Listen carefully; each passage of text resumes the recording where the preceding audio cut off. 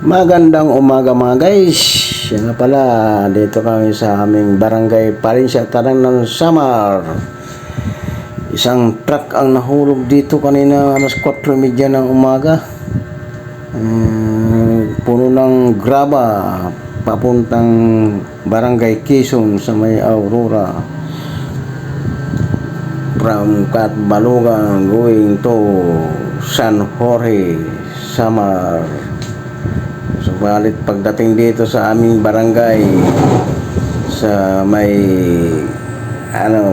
Corbada ay nahulog siya Nasagasaan pa niya itong motor na to, palaging involved sa aksidente itong motor na to. Maganda to, may chance na mabago itong motor na to, palitan ng bago kasi total wreck na yung motor. Nasagasaan mismo yung nakaparada sa gilid bininta na may-ari na to lagi kasi diskersahin.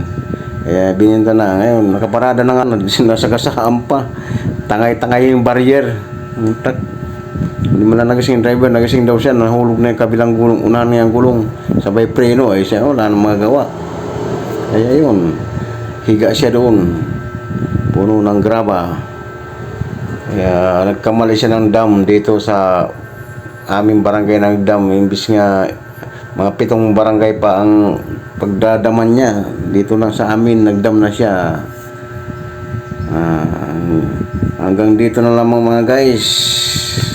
Maraming salamat sa inyong panonood palagi sa aking short vlog.